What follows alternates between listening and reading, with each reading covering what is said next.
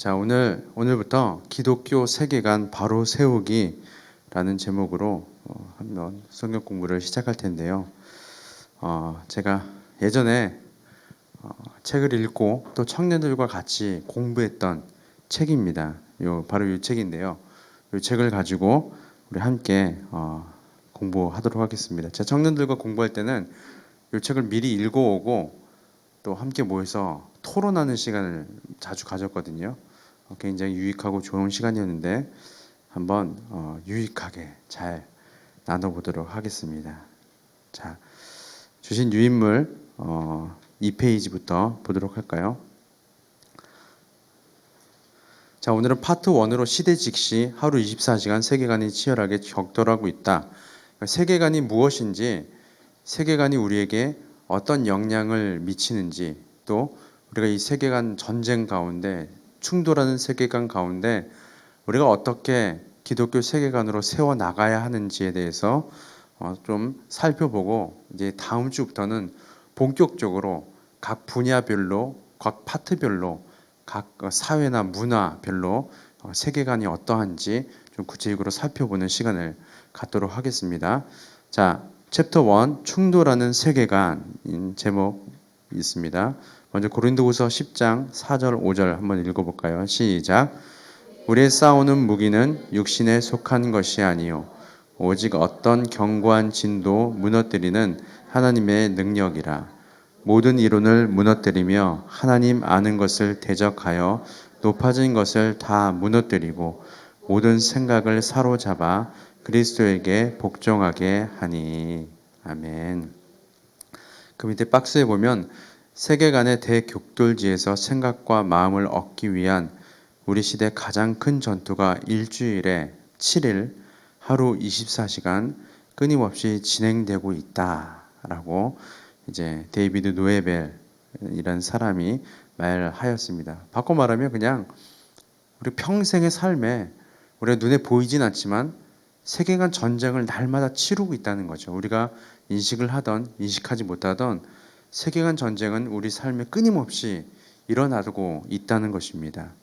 자, 먼저 세계관의 정의를 한번 볼까요? 세계관이란 앞에 있는 문자는 독일어입니다. 제가 잘 못 읽어서 영어로는 월드뷰라고 합니다. 독일어인데 제가 발음을 연습해왔는데 까먹었어요.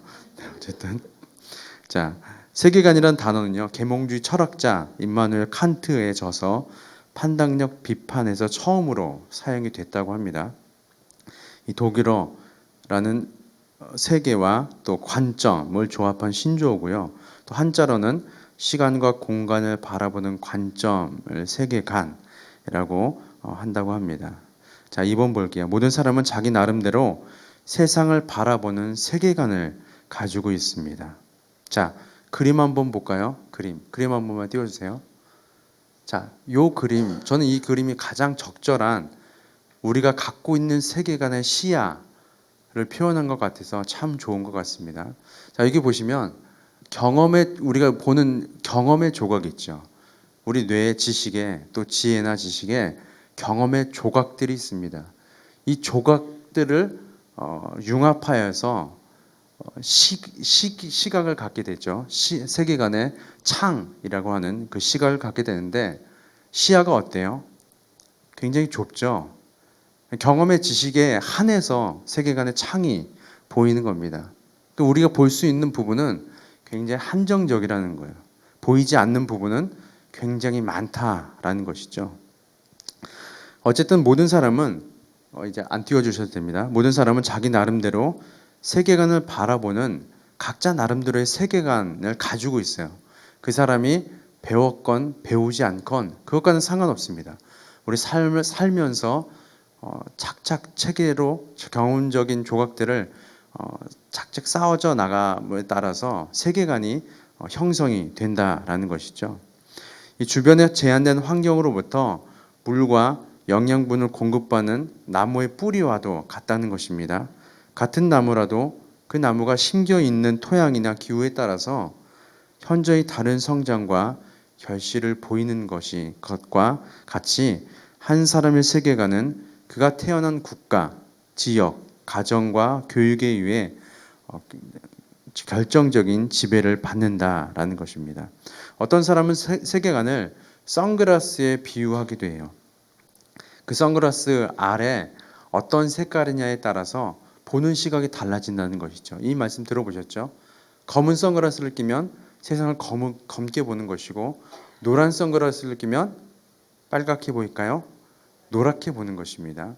어떤 사람은 세계관을 선글라스, 색이 있는 안경을, 색안경을 끼는 것과 같다라고 표현하기도 합니다. 어찌되었던 자신이 선택하고 받아들인 정보에 따라 생각하고 그 생각에 따라 결정하고 행동을 하는 것입니다. 선택이 달라지면 행동도 달라지게 되는 것이고요. 그것이 모여서 또 내 습관이 달라지기 시작하고, 그 습관이 달라지면 내 인격도 달라지고 마침내 내 삶의 열매가 바뀌게 된다는 것이에요. 이게 어디서부터 시작된다? 내가 가지고 있는 세계관부터 시작이 된다라는 것입니다. 이런 까닭에 3번입니다. 이런 까닭에 그리스도인은 더욱 민감하게 자신의 세계관을 살펴보아야 하는 것입니다. 그냥 넘겨서는 안 된다는 것이죠. 만약 그리스도인이 비그리스도인과 동일한 세계관을 가지고 있어요. 그렇다면 그 그리스도인의 삶은 과연 어떤 열매를 맺게 될까요? 성경은 모든 지킬 만한 것 중에 더욱 내 마음을 지키라. 생명의 근원이 이에서 남이니라 라고 가르치고 있습니다. 이 세계관에 의해 성택된 정보들만이 마음과 생각 속에 입력이 되어서 우리의 행동과 인격이 달라지고 그로써 삶의 열매가 결정되기 때문이라는 것입니다.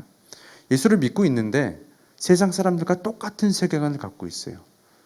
똑같은 생각, 쉽게 말하면 똑같은 생각과 똑같은 행동 양식과 똑같은 습관과 똑같은 마음으로 이 세상을 살아가고 있다고 한다면 우리가 과연 맺는 삶의 열매는 무엇이냐라는 것이죠. 이 세상 사람들과 과연 다를까라고 이 책에서 질문을 하고 있는 것입니다. 과연 다를까요?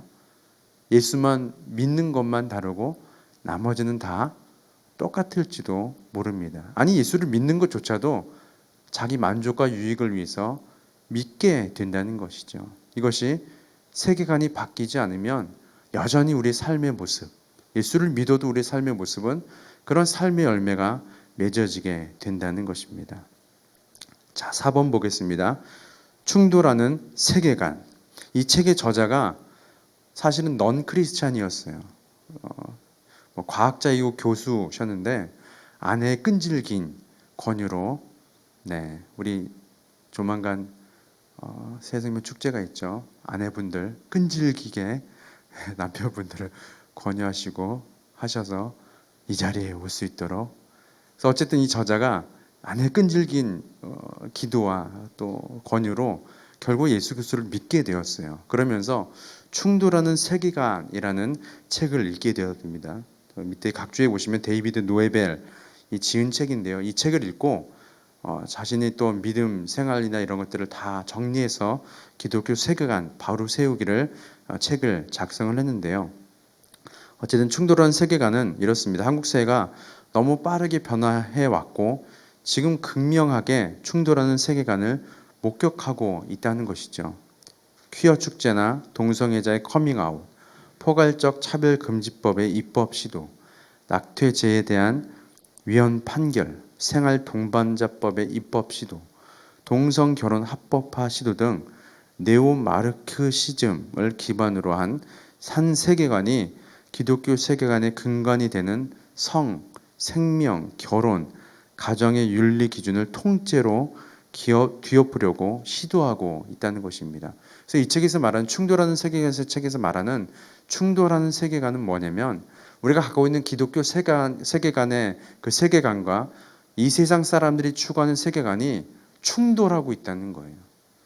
근데 심지어 예수를 믿고 있는 크리스찬들조차도 이 충돌에서 어찌할 바를 모르고 있다는 것입니다. 심각하다는 것이죠. 자, 계속 읽겠습니다. 그뿐만 아니라 세계화의 물결을 타고 국내에 유입된 많은 무슬림들이 그들의 세계관을 이곳에 전파하고자 끊임없이 시도하고 있습니다. 자유주의, 상대주의, 종교다원주의, 그리고 포스트 모더니즘 등 하나님을 대적하여 스스로 높아진 이념들이 도처에서 우리의 눈과 귀를 유혹하고 있습니다. 이를 보고 하나님은 내 백성이 지식이 없으므로 망하는도다 하며 한탄하실 것입니다. 이 C.S. 루이스, 이 순전한 기독교 저자죠. C.S. 루이스는 기독교인들이 양보에 관한 불필요한 강박을 느끼고 있으며 실제로도 지나치게 양보한다면서 뭐라고 얘기했냐면, 예수께 진실하고자 한다면 기독교인의 색깔을 드러내야 한다. 침묵하면서 모든 것을 묵인해 버릴 수는 없다라고 말합니다. 이 말은 무슨 말이냐면, 우리가 너무 지나치게 기독교에 대해서, 하나님에 대해서 변화하지 않는다는 거예요. 이것이 잘못된 세계관인 것에 대해서 너 동성애는 나쁜 거야, 안 좋은 거야, 죄야, 이것에 대해서 너무나 담대하게 당당하게 기독교인들이 말하지 않는다는 거예요. 그것을 얘기하고 있는 것입니다. 인류의 정신과 마음을 사로잡기 위한 이 전투에 중립을 지켜서는 안 된다라는 것이죠. 거듭난 그리스도인이라면 기독교와 교회를 공격하는 세상에 대해 자신의 믿음을 변호하고 반박할 수 있어야 한다는 것입니다.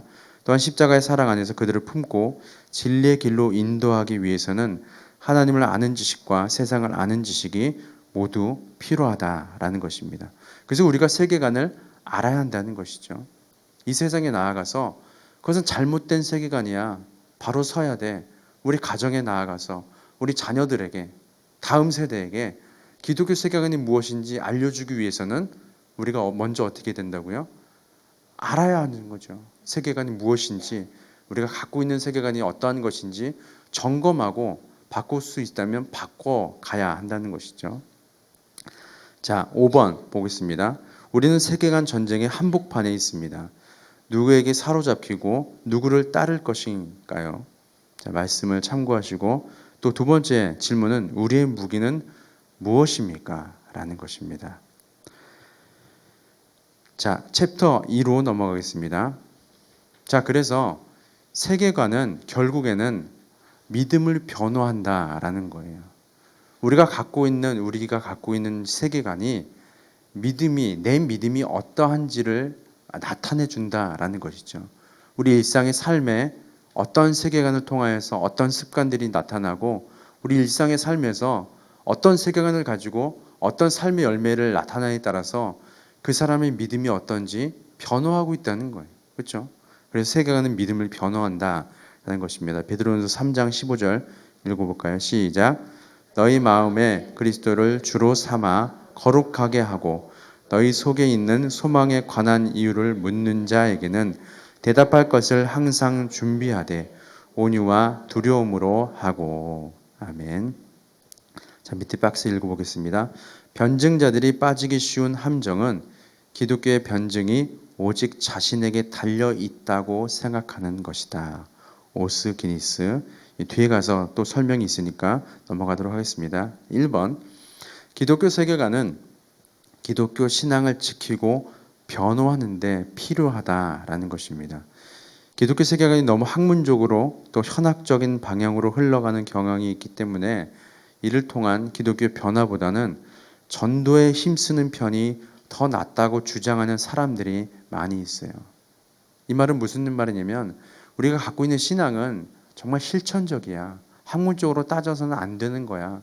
그러니까 오히려 복음을 통하여서 전도를 더 많이 하고 변증보다는 우리가 믿는 사람들을 더 키우자라는 시도를 한다, 그렇게 오해하는 사람들이 많다는 것이죠. 그러나 우리나라처럼 많은 사람이 기독교의 복음을 들어봤거나 교회를 다니거나 또 중단한 포스트 기독교 사회, 이 말은 무슨 말이냐면, 믿지 않는 사람들이 기독교에 대해서 너무 잘 알아요.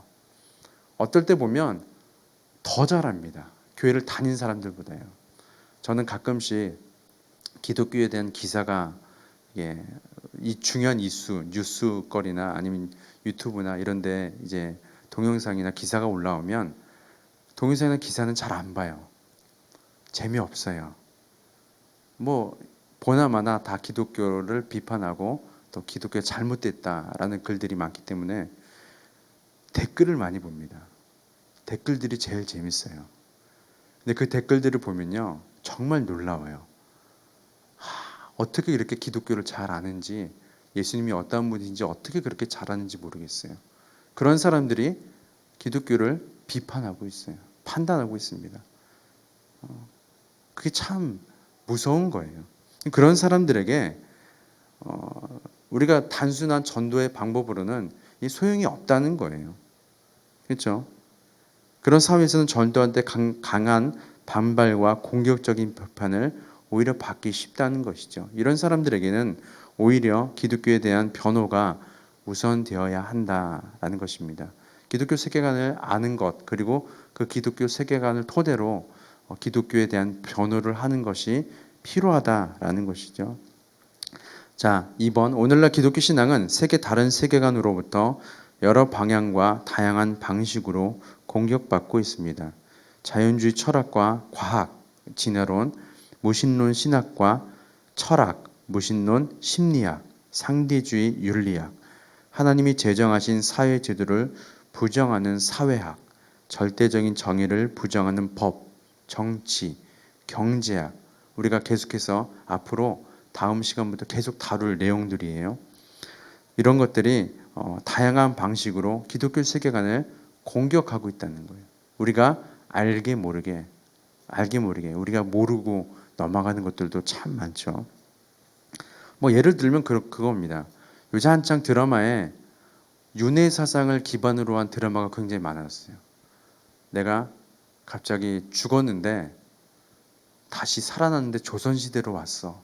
뭐 이런 드라마라든지 이런 윤회 사상을 많이 다룬 드라마들. 근데 참 이게 무서운 게 뭐냐면 우리 청소년들이요. 이런 드라마를 보고 이생망이라고 들어보셨죠? 이번 생은 망했어. 라는 뜻입니다. 다음 생을 기대하겠다는. 다음 생이 있어요? 없어요? 세 분만 대답하신. 다음 생 있습니까? 없습니까? 없습니다. 이번 생이 마지막이에요. 이생마라고 해야 돼요. 이번 생이 마지막. 그러니까 알게 모르게 우리 기독교 교회 다니는 청소년들 사이에서도 이생망이 너무나 당연한 듯이 거론되고 있다는 게 참 놀라운 거예요. 이게 기독교 세계관이 공격받고 있는 것입니다. 그렇죠? 너무나 쉽게 얘기해요. 교회 다니는 청소년들도 내가 다음 생에는 이렇게 태어나지 않겠어 이러면서 다음 생은 없어 이렇게 얘기해주고 싶은데 실족할까 봐 하지만 얘기를 해야겠죠. 그렇죠? 어쨌든 이렇게 알게 모르게 공격을 받고 있다는 것입니다. 자, 그래서 우리가 기독교 세계관을 어떻게 또 알아가고 어떻게 세워 나갈 것인지에 대해서 이 전략을 느헤미야 2기에서 한번 배워보도록 하겠습니다.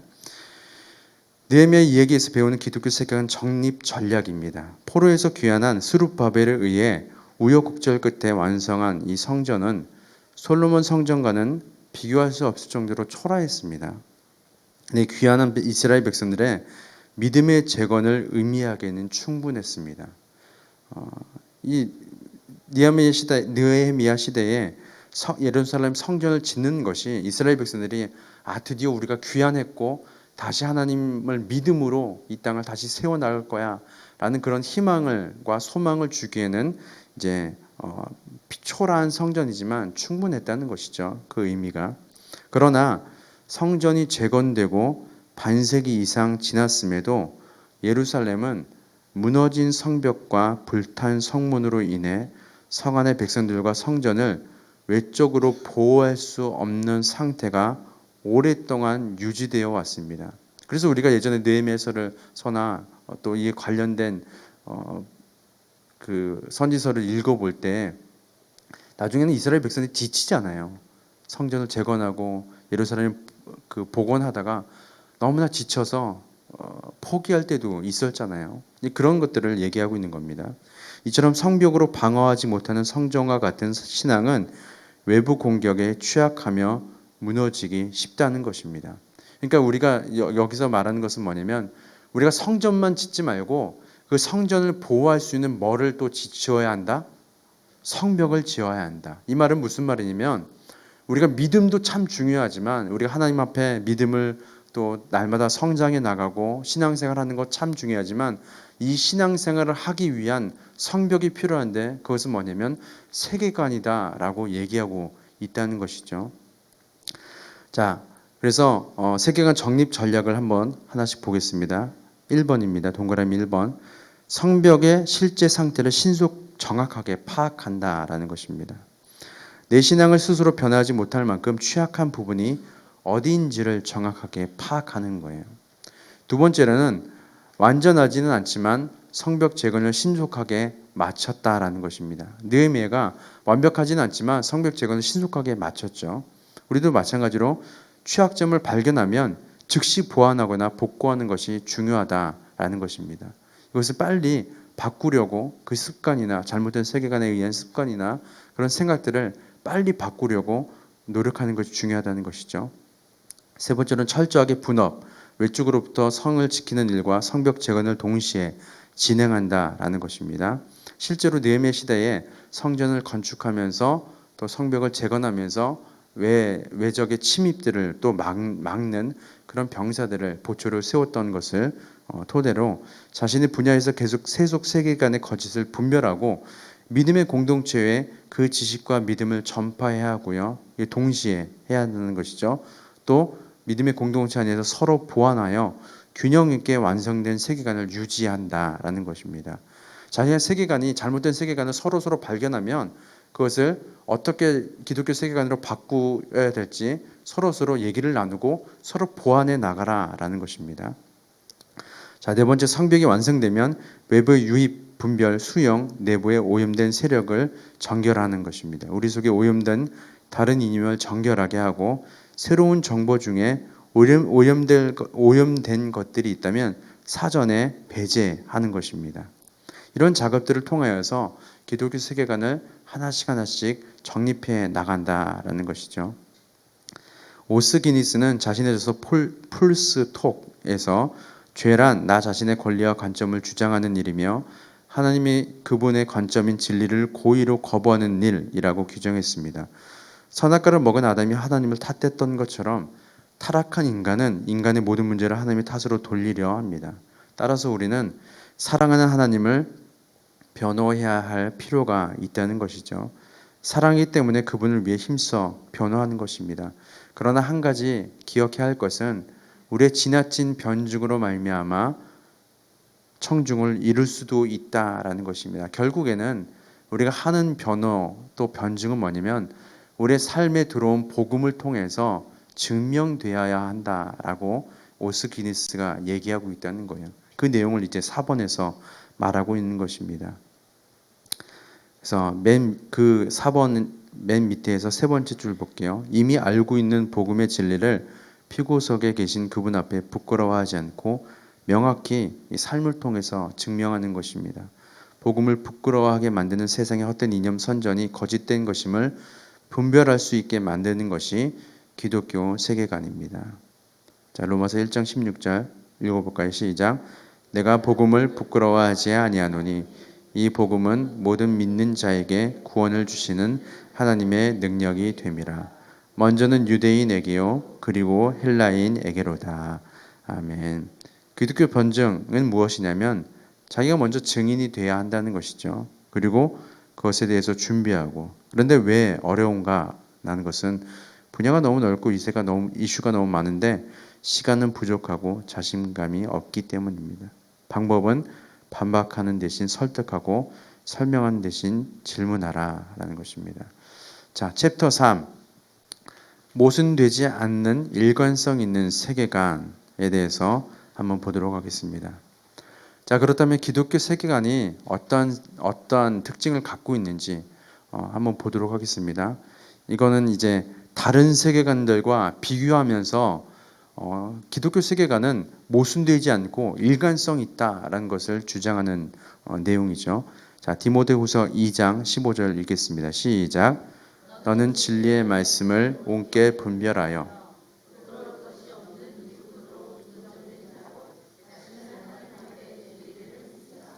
아멘. 박스 읽어볼게요. 성경은 바라볼 책이 아니라 그것을 통해 세상을 봐야 하는 책입니다.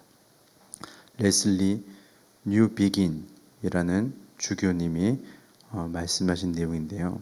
1번부터 보겠습니다. 성경이라는 렌즈를 통해 세상을 이해해야 하며 성경이 세상을 바라보는 모든 것의 기준이 되어야 한다라는 것입니다. 선지자 아모스에게 나타나신 하나님은 수직을 살펴보기 위해 늘어뜨리는 다림줄을 들고 담이 제대로 쌓였는지 살피는 그림을 보여주십니다. 이 담이 수직으로 잘 올라가고 있는지 다림줄을 내리는 것이죠. 절대적 기준은 언제나 예수 그리스도이시고 그분을 가리키는 성경이 또한 기준이 된다라는 것입니다. 자, 아모스 7장 7절 또 내게 보이신 것은 이러하니라 다림줄을 가지고 쌓은 담 곁에 주께서 손에 다림줄을 잡고 서셨더니. 절대적이고 유일한 권위자를 인정하는 기독교 신학은 하나님 앞에서 인간을 겸손하게 만듭니다. 절대적 주권자, 우리 존재의 근원, 삼위일체 창조주, 전지전능 무소부재, 공의와 사랑이시며 눈에는 보이지 않지만 결코 그 존재를 부정할 수 없는 분이시죠. 근데 세상의 무신론자들은 보이지 않는 것은 존재하지 않는다라고 감히 말합니다. 그리고 다신론, 범신론은 세상에는 수없이 많은 신이 있다라고 주장합니다. 자, 그렇다면 무신론과 범신론 그리고 우리 기독교 세계관은 어떻게 관점이 다른지 몇몇 분야를 통해서 한번 보도록 하겠습니다. 그 표를 한번 보시죠. 자, 철학과 과학에서는 무신론자들은 세상이 발전됨에 따라서 지식도 점점 많아지기 때문에 절대적인 진리는 없다라고 얘기합니다. 진리는 점점 발전된다라는 것이죠. 범신론은 누구나 다 신이에요. 이 사물들도 다 신이 될 수 있고 궁극적으로는 자기 자신이 신이 되는 게 이들의 목표입니다. 그래서 진리는 상대적이다라고 주장하죠. 하지만 우리 기독교 세계관은 예수만이 유일한 진리임을 우리가 말씀해 주고 있습니다. 자, 윤리 부분에 보면 무신론자들은 옳고 그름의 기준은 인간들의 합의에 의해 달라진다라는 것입니다. 이거는 나라와 민족과 문화와 사회에 따라 다 달라지겠죠. 그걸 주장하고 있는 거예요. 무신론자들은 그 사회나 그 문화에서 서로 이것이 옳아, 이것이 그러 라는 것들을 서로 상의해서 결정되는 게 그게 정의야 라고 얘기한다는 것입니다. 범신론은 마찬가지로 기준에 따라 상대적으로 달라진다는 것이죠. 인간이 어떤 기준을 가지고 있느냐에 따라서 상대적이라고 합니다. 하지만 기독교에서는 오직 하나님만이 절대 오직 선한 분은 하나님이십니다 라고 예수님께서 고백했던 것처럼 하나님만의 절대 선이라고 말씀하신다는 것이죠. 심리학과 사회학에 보면요, 인간의 고통은 잘못된 사회 제도에 의한 것이다 라고 주장합니다. 그래서 사회 제도를 뜯어 고치면 인간은 본래 선하기 때문에 잘 될 것이다 라고 심리학적으로나 사회학적으로 잘 될 것이다 라고 주장한다는 것입니다. 범신론은 고통과 악은 실제하지 않고 스스로 신임을 깨닫는 그 과정이 참 중요하다라고 주장을 하죠.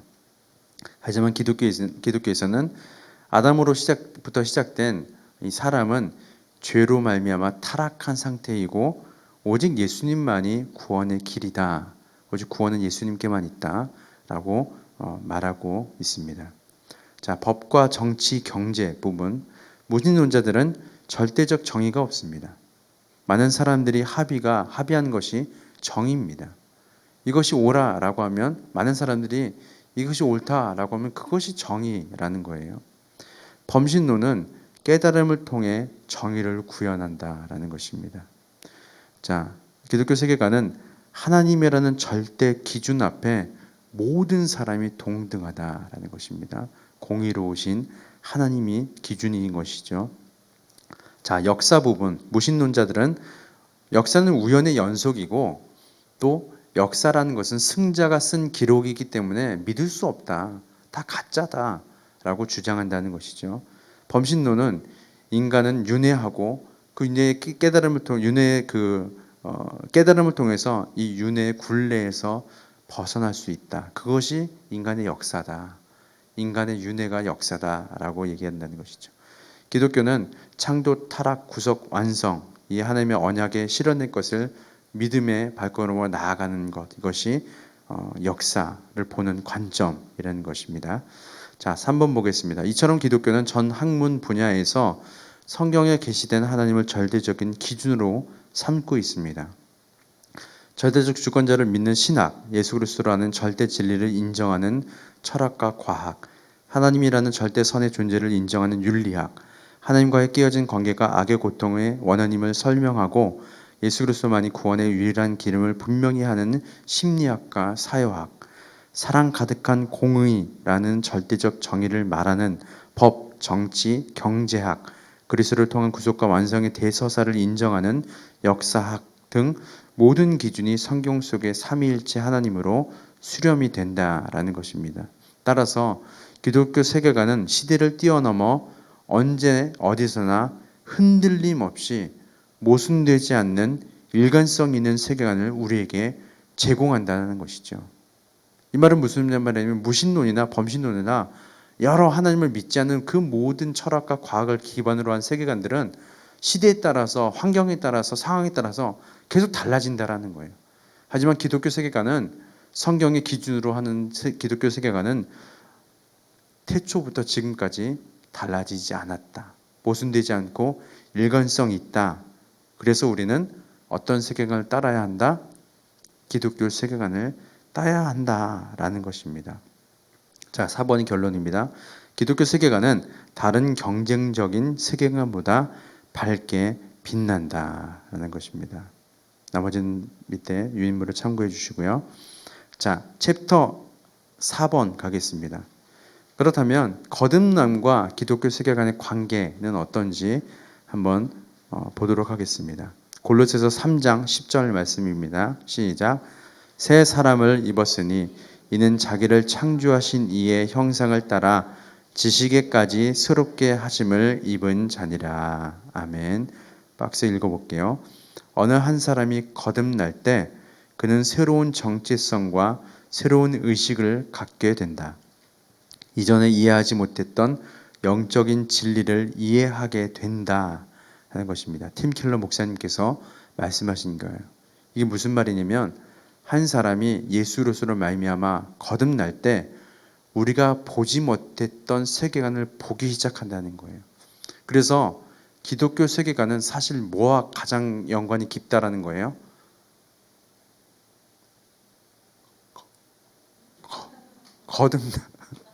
거듭남과 관련이 있다는 것이죠. 거듭날 때 우리가 보지 못했던 믿음의 눈을 들어서 이 세상을 보기 시작한다는 거예요. 그게 기독교 세계관이라는 것입니다. 그래서 깊은 연관이 있다는 것이죠. 자, 1번 보겠습니다. 세계관은 위대한 철학자들이 제시하는 논리 정연한 이론적 철학이 아니고 잘 설명되고 조직된 신학은 더더구나 아닙니다. 모든 사람은 옳건 그르건 혹은 잘 성립되었건 허술하건 상관없이 자기만의 세계관을 이미 가지고 있습니다. 우리 삶의 모든 선택을 좌우하는 기준으로 개인의 일상에서 매 순간 적용되고 있는 것이 이 세계관이에요. 우리가 삶을 사는 모든 삶의 기준들, 우리가 이건 이렇게 해야 돼, 저건 저렇게 하는 게 맞아, 이런 것들 다 있죠.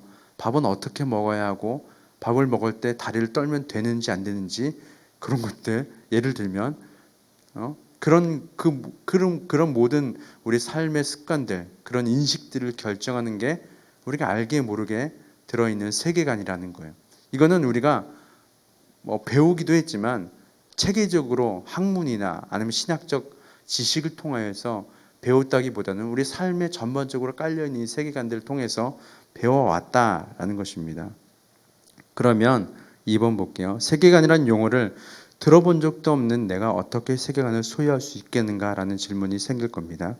세계관은 지극히 개인적인 과정을 통해 각기 다른 방식으로 차곡차곡 형성되는 것이죠. 따라서 자신의 세계관을 깨닫는 것은 자기 인식과 자기 이해로 나아가는 중요한 출발점입니다.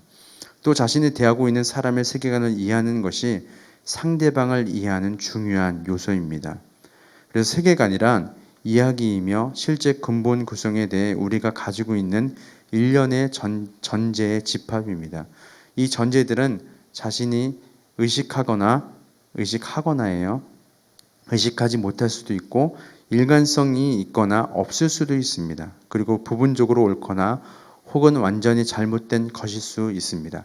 즉 우리가 살고 움직이고 몸을 담을 수 있는 토대를 제공해 주는 하나의 결단이요 근본적인 마음의 지향이다 라고 제임스 샤이어라는 사람이 세계관에 대한 정의를 내렸습니다. 그 밑에 각주 있죠. 이 정의에 따르면 큰 고민 없이 형성된 세계관은 편견이나 선입견의 집합일 가능성이 없다라는 것입니다. 일관성도 없고 완전히 잘못된 무의식적으로 형성된 편견들의 집합이 우리 세계관일 수 있다는 말입니다. 별 검증 없이 감기 걸리듯 나에게 들어온 견해는 어떤 경우에는 근거 없는 신념으로 발전하여 다른 견해가 입력되는 것을 방해하기도 합니다. 우리는 신앙의 유무와 상관없이 자신의 세계관 정립에 너무 적은 시간과 노력을 투자하고 있습니다. 그렇기 때문에 자기 주장이 강한 사람의 선전과 선동에 쉽게 휩쓸리곤 합니다. 그리스도인들은 말씀과 기도에 늘 깨어 있어 자신의 세계관을 살펴보아 정결하게 하고 경각심을 가지고 세계관 정립을 위해 시간과 노력을 투자해야 한다는 것이죠. 이 말은 무슨 말이냐면 우리가 갖고 있는 세계관이 다른 사람이 감기를 옮듯이 그냥 아무 생각 없이 세계관이 어느 순간 내 삶에 들어오게 되는 거예요. 정립된 거죠. 근데 내가 이것이 잘못된 세계관인지를 모르고 가만 냅두면 감기가 오래 갈까요? 아니면 금방 나을까요? 오래 가는 것이죠. 마찬가지로 우리에게 잘못된 세계관이 들어오고 그래서 가만 내버려 두면 계속해서 그런 삶을 살게 되는 것입니다. 그래서 우리는 경각심을 가지고 이것을 바꾸려고 노력하고 말씀과 기도로 늘 깨어 있어야 그래서 자신의 세계관을 살펴보아야 한다는 것입니다. 자, 4번 그리스도인들은 예수 그리스도를 인격적으로 만나는 시간을 통해 새로운 피조물로 탄생한다라는 것입니다. 이제 거듭남과 세계관에서 얘기하는 건데요. 사도 바울은 다메섹 도상에서 예수님을 만나서 세계관이 새롭게 변화가 되었습니다. 그러자 그 즉시 그는 이전에 자신이 핍박했던 예수 그리스도의 증인으로 사는 세계관으로 바뀌게 됩니다. 그러나 그는 그리스도를 영접함으로써 기존 세계관과 새로 얻게 된 세계관이 혼재하는 시기를 보내야 했습니다. 이전의 세계관을 다 허물어뜨리고 예수 그리스도의 복음을 기반으로 한 새로운 세계관을 제대로 세워 이방의 선교사로 거듭나기까지 어쩌면 아라비아에서 약 3년의 세월을 보냈을지도 모릅니다. 아마 고향인 다소에서는 그보다 더 긴 숙성의 시간을 거쳤을 것입니다. 바울이 가졌던 율법에 대한 구약의 율법에 대한 옛 언약에 대한 가치관, 그것으로부터 오는 세계관, 이런 세계관들이 예수 그리스도를 새로 만남으로 말미암아 새로운 세계관으로 자신이 들어오게 되었는데 이 두 세계관이 충돌하게 되는 거예요. 로마서 7장에서 말하는 것처럼 이 두 세계관이 충돌하게 되니까 이것을 새로운 세계관으로 정립하기 위해서 긴 시간을 다투었다라는 그 내용입니다. 결론적으로 말하는 건 뭘까요? 우리도 예수를 말미암아 거듭났고 그리고 이 세상이 말하지 않는 기독교 세계관을 우리가 깨달았고 그런데 그 기독교 세계관을 우리 삶에 정립하기 위해서는 바울과 같이 이 충돌하는 세계관 가운데 기독교 세계관이 정립될 수 있도록 날마다 끊임없이 이 세계관을 정립해 나가야 한다. 그런 노력이 필요하다라고 저자가 얘기하고 있는 것이죠. 아래 부분들은 쭉 읽어보시길 바랍니다. 자, 10페이지 보겠습니다. 그래서 적용과 토론이 있습니다. 저는 숙제를 내드립니다. 적용과 토론. 자, 천천히 한번 보시고 챕터 1, 챕터 2, 챕터 3, 챕터 4 앞에 있는 내용들을 토대로 이제 질문을 하는 건데요. 여기에 대한 자기만의 답변을 한번 달아보시고 검사는 하지 않습니다. 달아보시고 나는 기독교 세계관을 어떻게 생각하고 있었는지 어떻게 안이하게 생각하고 있었는지 다시 한번 어떻게 정립해야 하는지 묵상하고 적용하는 시간을 가졌으면 좋겠습니다. 우리 같이 기도할까요? 우리 이 시간 기도할 때 느헤미야가 성전을 재건하고 성벽을 재건하는 그 이야기를 통해서 우리가 기독교 세계관에 너무나 소홀하지 않았는지, 그저 우리 믿음만 잘 믿으면 된다고 생각하지 않았는지 그 부분을 가지고 기도하셨으면 좋겠습니다. 하나님, 우리가 지금까지 어쩌면 때로는 하나님 잘 믿는 것만 가장 좋은 것이라 생각했는데 그 믿음을 지키기 위한 세계관에는 우리가 소홀하지 않았는지 돌아보게 됩니다. 하나님, 믿음도 중요하지만 우리 가운데 거듭남으로 말미암아 알게 된 하나님을 아는 지식, 그 세계관도 우리가 차근차근 잘 배워서 우리 삶의 습관들이 달라지고 그래서 결국엔 열매들이 달라진 놀라운 일들이 일어나게 하여 주옵소서. 우리 주님 이름 한번 부르며 기도하겠습니다.